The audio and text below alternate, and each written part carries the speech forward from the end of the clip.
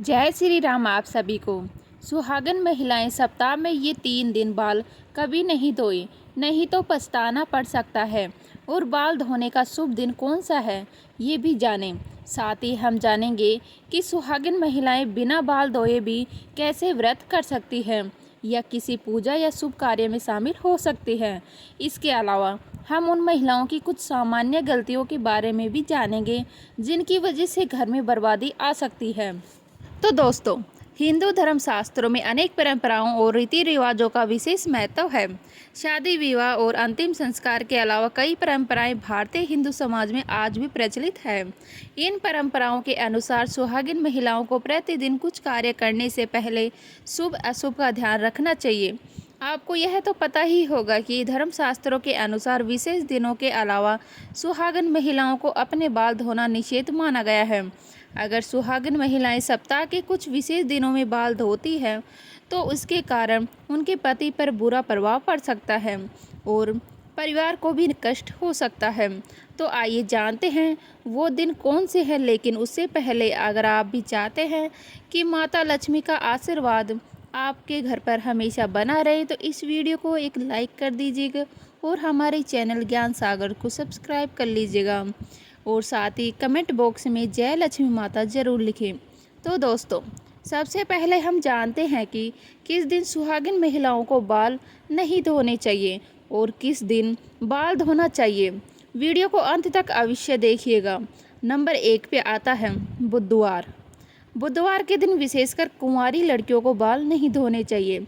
अगर कोई कुंवारी लड़की बुधवार के दिन अपने बालों को धोती है तो उसके भाई पर कोई बड़ी आफत आ सकती है जिसका आप अंदाज़ा भी नहीं लगा सकते हैं।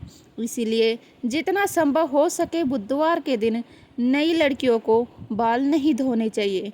नंबर 2, बृहस्पतिवार। अगर कोई सुहागिन महिला बृहस्पतिवार यानी गुरुवार के दिन अपने बालों को धोती है तो उसके पति की आयु घटती चली जाती है। सुहागिन महिलाओं को भूलकर भी बृहस्पतिवार के दिन बाल नहीं धोने चाहिए और ना ही पुरुषों को बृहस्पतिवार के दिन नाखून और बाल आदि काटने चाहिए। ऐसे में आपको बृहस्पतिवार के दिन घर में पोछा भी नहीं लगाना चाहिए और ना ही बृहस्पतिवार के दिन कपड़े आदि धोने चाहिए। अगर आप ऐसा करती हैं तो आपके परिवार पर बहुत बड़ी विपत्ति आ सकती है। नंबर 3, सोमवार। अगर कोई शादीशुदा महिला सोमवार के दिन बाल धोती है तो उसकी बेटियों और बेटों पर कोई बड़ा संकट आने की संभावनाएं बनी रहती है। परिवार को किसी बड़े आर्थिक संकट का सामना करना पड़ सकता है। ऐसे में शादीशुदा महिलाओं को सोमवार के दिन भी बाल कभी नहीं धोने चाहिए। परिवार को संकटों से बचाने के लिए महिलाओं को इन दिनों नियमों का पालन करना चाहिए।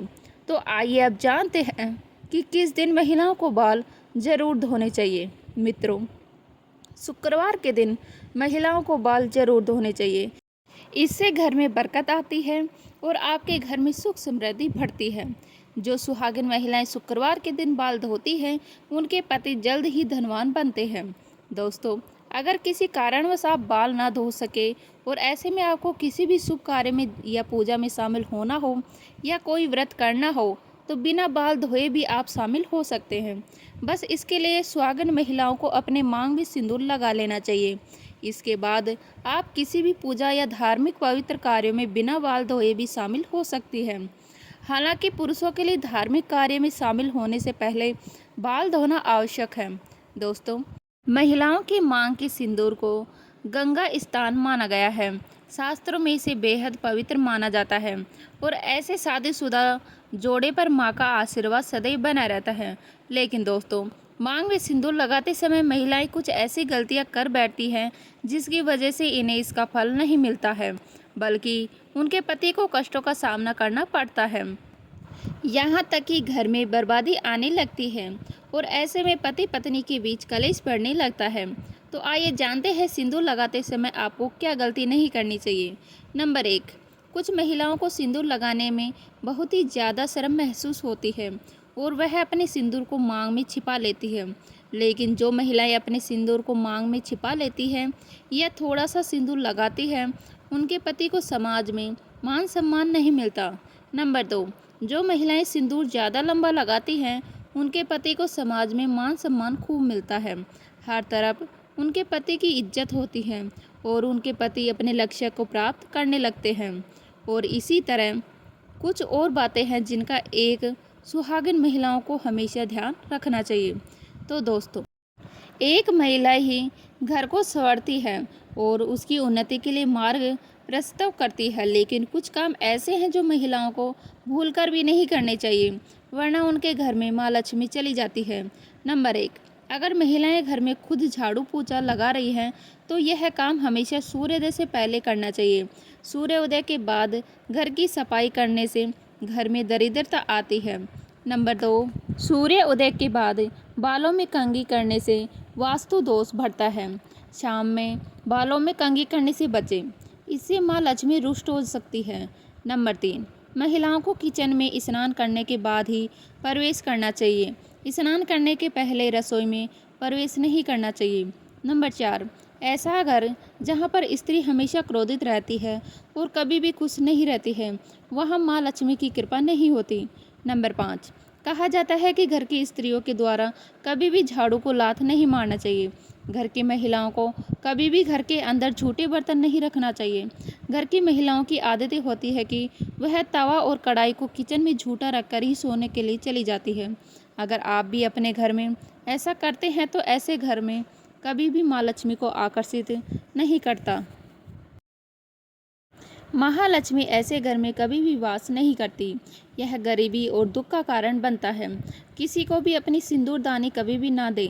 सुहागिन महिलाएं कभी भी अपनी सिंदूर की डिब्बी जिसमें आप सिंदूर रखते हैं, यानी आपकी सिंदूरदानी है, कभी भी किसी को ना दें। और जब आप सिंदूर लगाएं तो हमेशा अकेले में लगाएं या फिर सर पर पल्ला डालकर लगाएं, वरना आपको नज़र लग सकती है, आपका रिश्ता बिगड़ सकता है। सुहागिन महिलाएं अपने हाथ की चूड़ियाँ और पैर में पहनी हुई पायल किसी के साथ भी शेयर ना करें और ख़ासकर अपनी बिछिया भूलकर भी किसी को देने की गलती ना करें। ऐसा करना बहुत ही ज़्यादा अशुभ माना जाता है। इसी तरह अपने माथे की बिंदी भी कभी किसी को नहीं देनी चाहिए।